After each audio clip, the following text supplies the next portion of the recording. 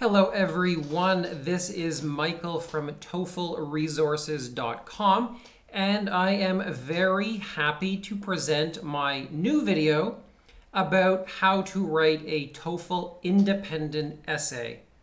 This is also known as the Type 2 TOEFL essay. I'm glad to say that this video has been updated for 2018.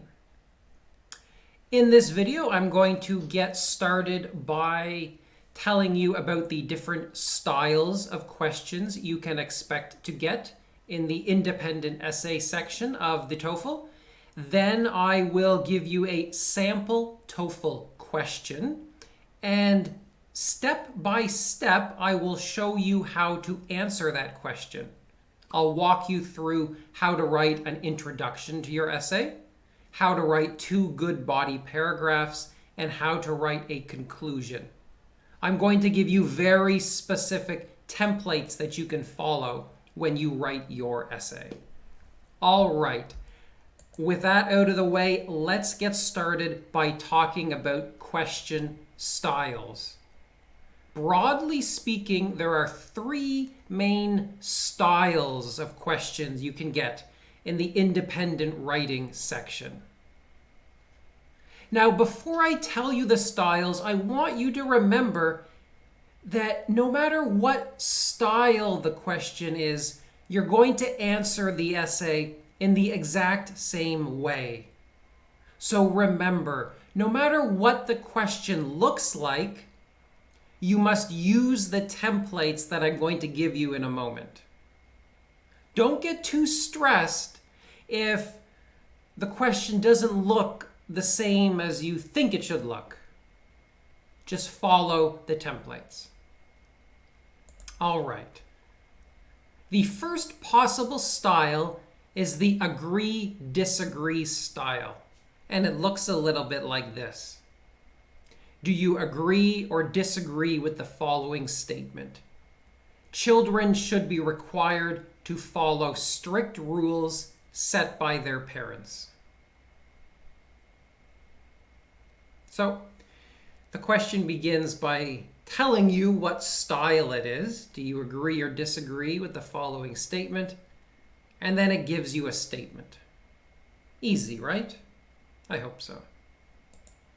The next style is the multiple choice style. Goes a bit like this. In your opinion, which of the following strategies is the best way for a student to prepare for a successful career? Studying academic subjects, taking a part-time job, getting to know other students. Sometimes you might be given 2 choices. Sometimes you might be given 4 choices. Don't worry. The method for answering this is to pick one of the choices and to then support it by writing an essay using the templates I'm going to give you in a moment. So don't worry. Don't worry about the other 2 choices. Don't worry if there's 5 choices. Don't worry if there's 2 choices. Just pick a choice and support it with a good essay using the templates I will give you in a moment. Finally, there is the preference style question. It goes a bit like this. Some people feel that high school students should be required to do volunteer work in their free time. Others think that they should spend their free time studying and preparing for classes. Which do you think is better? Or it might say, which do you prefer? This is a lot like the multiple choice style. Just pick a side and support it. You don't really have to worry so much about the other side. You just pick a side and support it. Finally, at the end of every question style, you're going to get something like use specific reasons and examples to support your answer.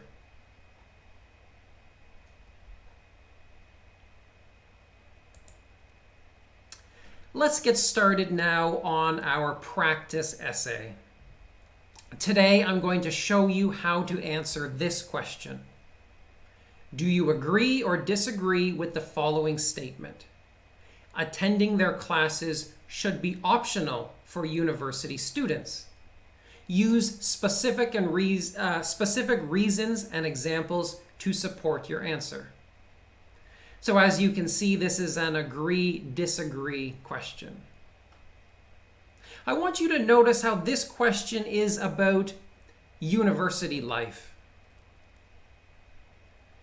I can't guarantee it, but most of the independent essay questions are either about university life, work life, or generally about growing up. That's not a promise, but do keep that in mind. Today we have a question about university life. So how do we answer this question? Well, we start with an introduction. Every essay should have an introduction. If you've seen any of my videos, you know I love templates.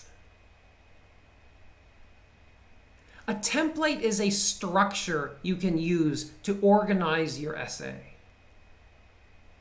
A template will work wonders as far as giving your essay structure and organization. Some teachers dislike templates. They will tell you that the essay graders are given a package of templates from the internet and that they should punish students for using those templates. That is absolutely incorrect. I base my statement on interviews and conversations with TOEFL essay graders, actual graders who have been employed by ETS. They are not given a list of templates from the internet. They will not punish you for using the templates in this guide. I can guarantee you that. So the template for the introduction should look something like this. Sentence 1 is your hook. This is an interesting sentence that introduces the general theme of the essay without mentioning your main argument. Sentence 2 is the main point. Here you state your main point, your main thesis, beginning with, personally, I believe that. Finally, sentence 3 is your transition. You must transition to the body of the essay with a line like, I feel this way for 2 main reasons, which I will explore in the following essay. I actually recommend using this exact sentence. I find that when students try to come up with their own transition, they often make mistakes. Here's the template in use. I begin with a hook. Note that I've color-coded the sentences so they match the template a little bit more easily. My hook says, schools have changed a lot over the past few decades, and some of them are experimenting with new ideas about classroom attendance. So I broadly introduced the theme of classroom attendance without yet stating my opinion. The other thing I tried to do here is to use words that I'm not going to use in the essay body. For example, I used the word decades. I don't think I'm going to use the word decades in the essay body. Likewise, I don't think I'm going to use the word experimenting in the essay body. The hook gives me an easy opportunity to introduce these new words and thus expand my range of vocabulary. And accordingly, this should increase my score a little bit. That's the great thing about the hook. You have a chance, an easy chance to use some new words. Next up is my main point. Personally, I believe that it is still extremely important for students to be present for all of their classes. That's a very clear statement of my opinion on the prompt. Finally is my transition. I feel this way for two main reasons, which I will explore in the following essay. Easy, right? That's a nice 3-sentence introduction. It follows my template as closely as humanly possible. That's what you should do on the test.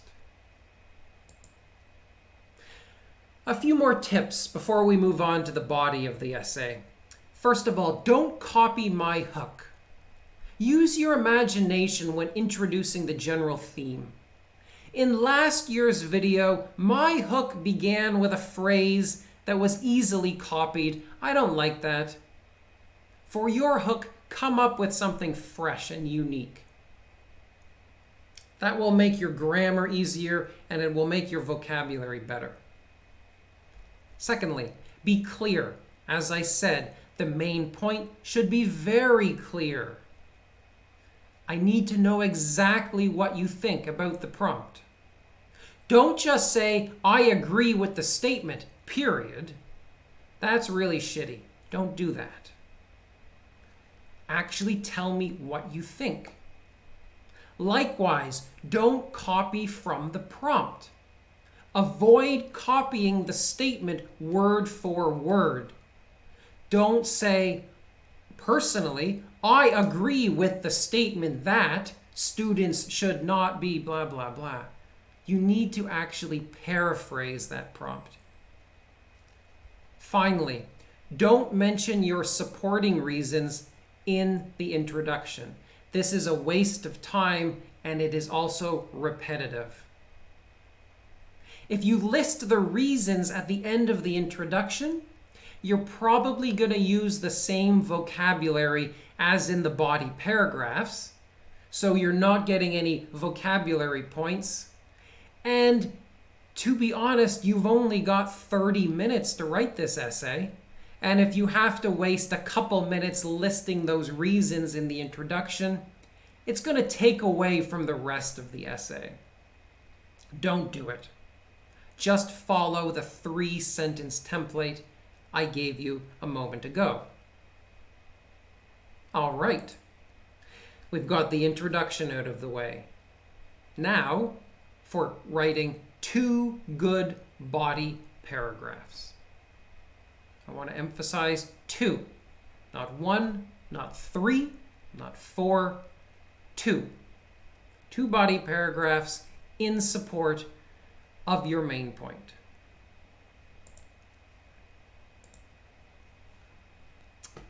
As you could probably predict, I have a template for body paragraphs as well. Goes like this. First of all, a topic sentence. This is something that states your first reason in support of your main idea, beginning with first of all. Next, 1 or 2 explanatory sentences that give more information about your argument. Next, a transitional sentence. It's going to go like this. My own experience is a compelling example of this. You don't have to change the transitional sentence. You can use the exact same one from this template. As I said, you won't be punished. Come up with your own if you like, but you might make mistakes. Why not just use this one? It's perfect. Finally, you're giving me a supporting example. This is an example from your life in 3 to 6 sentences, which supports the topic sentence. Let's put this one into a sample. I wasn't going to read this because I didn't want the video to be 30 minutes long this year, but I think it's too late for that. So I'm going to read this very quickly and I'm going to talk about the template as I do. I begin with a topic sentence.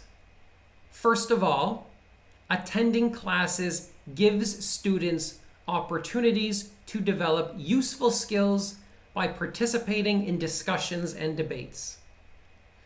This is one reason that supports the main idea of my essay. Then I explain that a little bit. Most university students are very opinionated, so they often engage in very lively discussions. Consequently, by actually going to their classes, students can develop public speaking skills and the ability to win people over. And then my transition.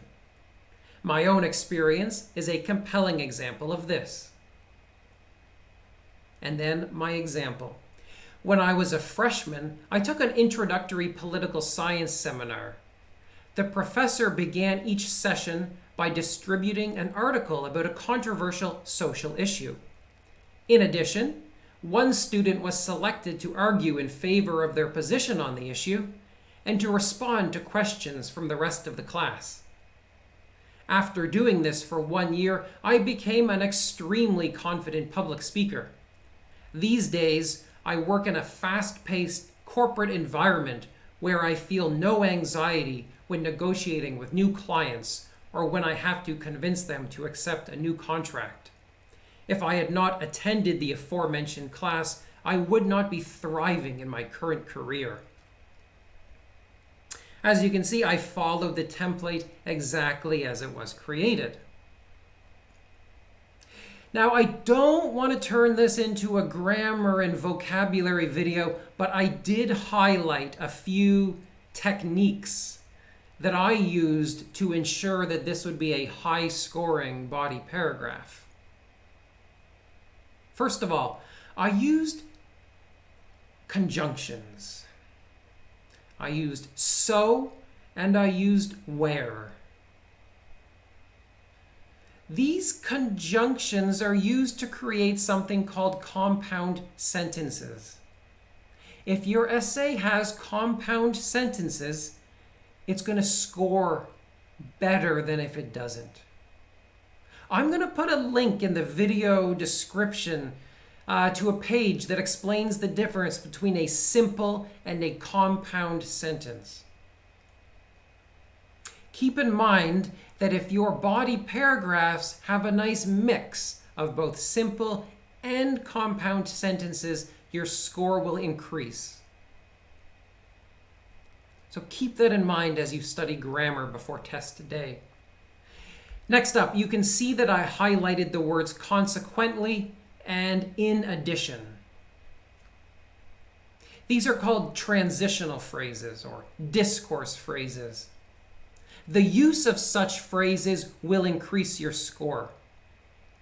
Other such phrases are moreover, therefore, however. Again, I will put a link in the video description to a page that includes a few more of these. Finally, notice that I underlined seminar and session. When I first wrote this body paragraph, I noticed that I used the word class way too many times. So later on, I replaced it with seminar. And then later on, I replaced it with session. Now, these do have slightly different meanings, but for the purpose of this essay, they work.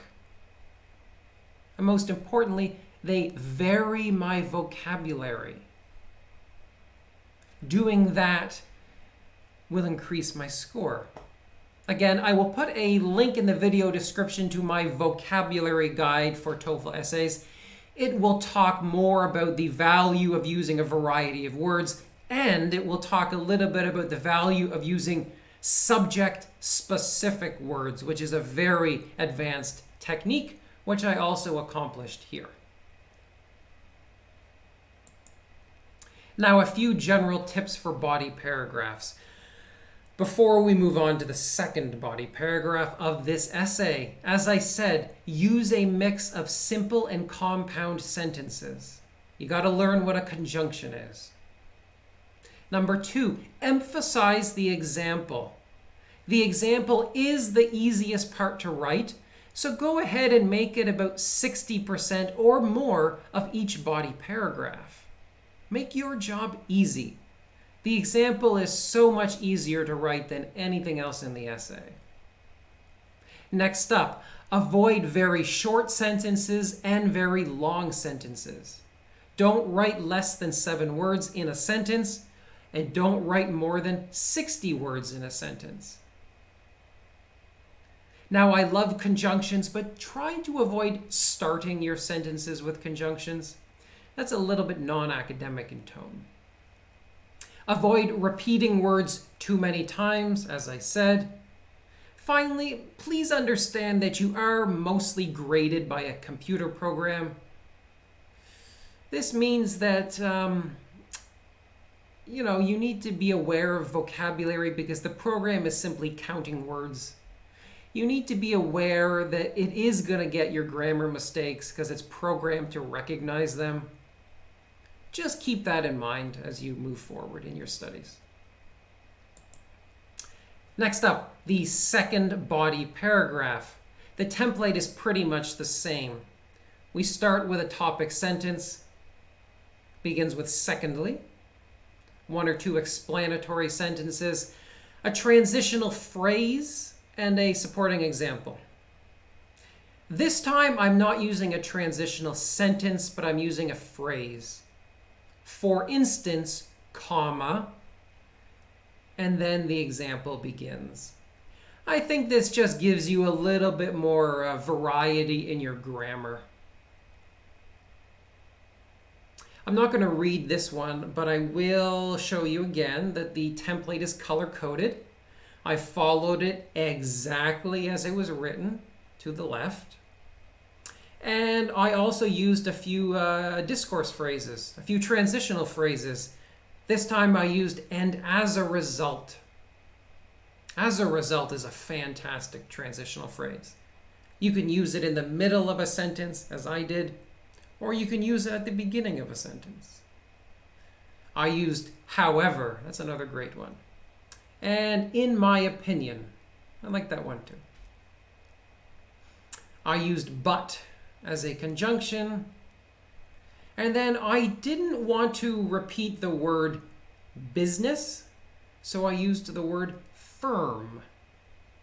I didn't want to repeat the word classmate, so I used the word peer. I didn't want to repeat the word employment, so I used the word jobs. So as you can see, as I wrote this body paragraph, I was really concerned about my structure. I was really concerned about my vocabulary. And I was really concerned about my use of these transitional phrases. Those are the sorts of things that you need to worry about when you write your essay. A few more general tips about body paragraphs before we move on to the conclusion. Please remember that the body is the most important part of the essay. I recommend about 18 to 20 minutes writing it.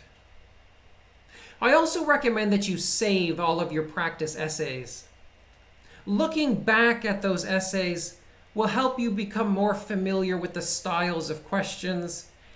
More importantly, looking back at your personal examples will make it easier to come up with similar examples if you get a similar question on the real test. Finally, I want you to remember that spelling is important, but don't worry about it too much. The penalty seems to be minor.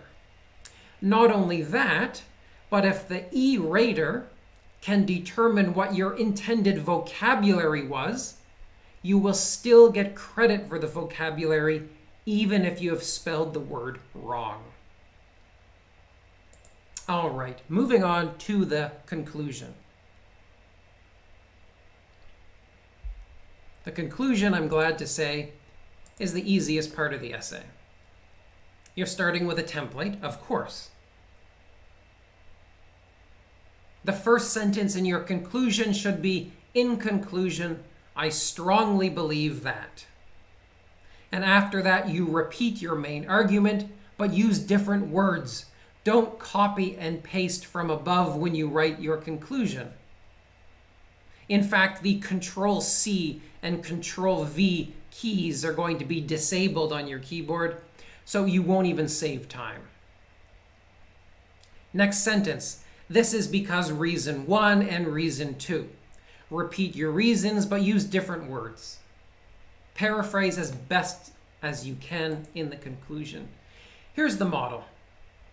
In conclusion, I strongly believe it is very beneficial for students to attend all of their classes. This is because it helps them to perfect their communication skills and because it gives them opportunities to connect with possible business partners. When I paraphrased my reasons, I also shortened them.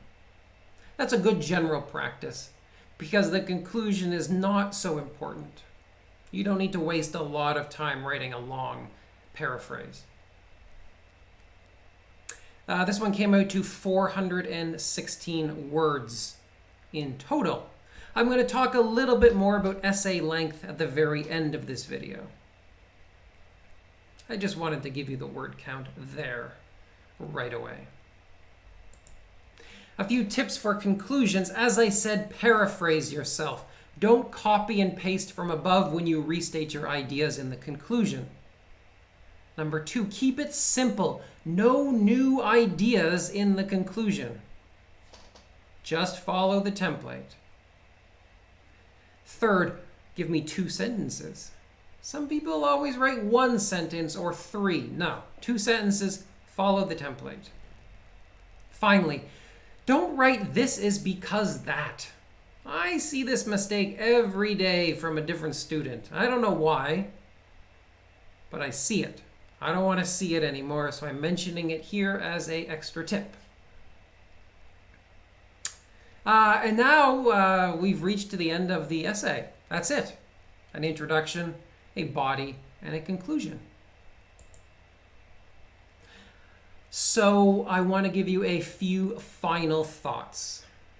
First of all, aim for about 380 to 400 words in total. This essay was a little bit longer than that. That's okay. It's totally okay to write a long essay. There is no penalty. However, I do find that really long essays are usually full of mistakes. Sometimes a student will give me a 600-word essay because they think, that's a good way to get a high score. But in fact, they've made so many mistakes because they were working so fast that their score, in fact, is just garbage. You can write a little bit more than 400 if you need a really high score, but honestly, it's not necessary. Meanwhile, at the test center, the software is going to recommend a length. I need you to ignore the recommended length that the software gives you on the screen. That's just a bullshit suggestion, and frankly, ETS really ought to remove that from the software. Next up, spend a minute or 2 planning at the beginning and proofreading at the end. I've got another video in the channel about how to best use your time, but I'm telling you, just think about what you're going to write for a minute before you actually start typing. And at the very end, I hope you've got 1 or 2 minutes to look for mistakes and to maybe replace some repetitive vocabulary. That will make a big difference. Finally, avoid contractions, avoid slang, and avoid other non-academic language. I don't really think you should use idioms in this essay. They're not really academic, and they're pretty hard to use correctly. You could use them in the speaking section, but don't put any of that stuff in the writing section. Okay, that brings us to the end of the video. I do want to remind you that for more of this kind of crap, you can visit me at TOEFLresources.com. That's my homepage, and there you can find a text version of this guide with templates that you can easily copy and paste into your own work. You'll also find some tips for the speaking section, and you will be able to sign up to have your essay evaluated by me. For a small fee, I will check it line by line, and I will tell you what you have done right and what you have done wrong and what you should do next time. Speaking of next time, I hope you will come back in a few days for a video about the integrated essay. All right, I will see you then. Take care, guys, and bye-bye.